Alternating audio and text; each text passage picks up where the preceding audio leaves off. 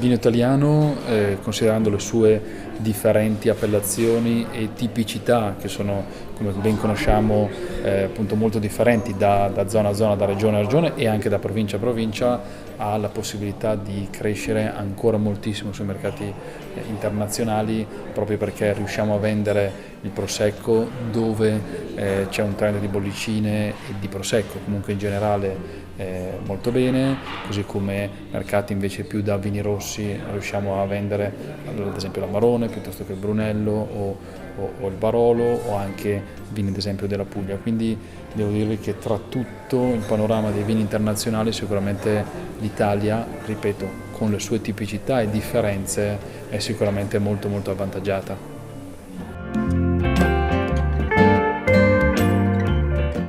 L'Africa sicuramente è il più emergente, sta crescendo molto, anche se i numeri sono ancora, come sappiamo, abbastanza limitati, però ci fa vedere dei trend molto positivi e anche soprattutto sull'alto di gamma. Quindi devo dire che il consumatore africano, soprattutto in alcuni paesi come Mozambico, Angola, Camerun o chiaramente il Sudafrica, conosce il vino, lo beve, a differenza di tanti paesi, in primis la Cina, no? Dove invece il consumo è ancora abbastanza limitato, e quindi devo dire che sicuramente l'Africa è un mercato molto interessante sul basso, ma soprattutto anche sull'alto.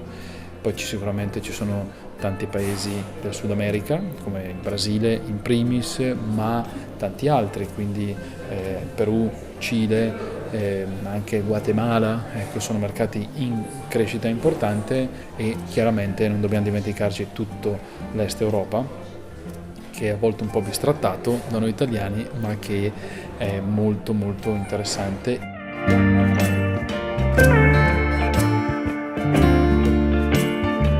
Allora, noi siamo stati tra i primi a investire in Cina, inizialmente su una piattaforma che è appunto la piattaforma WeChat, che oggi è diciamo necessaria se vuoi costruire mercato e vendite in Cina. E quindi nel 2014 abbiamo fatto il nostro primo account praticamente su WeChat.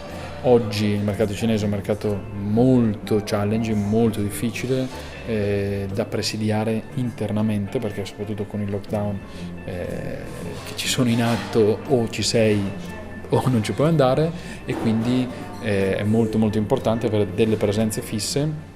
Noi abbiamo recentemente assunto un paio di persone che fanno due lavori un pochettino diversi: uno fa più l'apertura di nuovi account e l'altro invece, Alessandro, fa più la formazione, le presentazioni.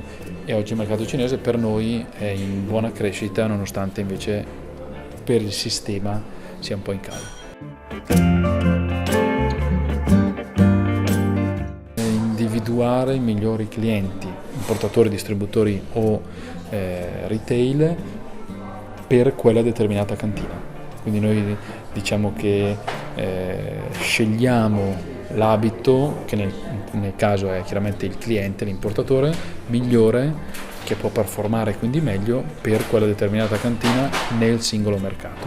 E quindi sì, tecnicamente siamo agenti, perché non acquistiamo e rivendiamo, ma mettiamo in contatto, se vogliamo, la cantina con l'importatore.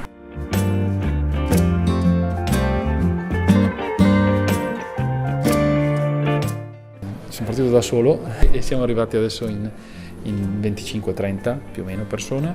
È stata una crescita organica, bella, molto difficile, sudata, fatta di tantissimi voli, e non solo, però devo dire che arriviamo al 10° anno con la consapevolezza di, nel nostro piccolo, conoscere abbastanza bene i mercati, e di arrivare oggi a dover avere delle presenze, diciamo, puntuali e locali. Quindi come vi ho detto, sulla Cina abbiamo ormai 2 persone, da un annetto anche in Brasile, abbiamo una persona, quasi 2 adesso negli Stati Uniti. Quindi il futuro sarà quello di aumentare il numero di cantine, ma non troppo, perché grazie a Dio siamo contenti con quelle che seguiamo, aumentare il numero di collaboratori, ma soprattutto aumentare il numero di collaboratori in presenza.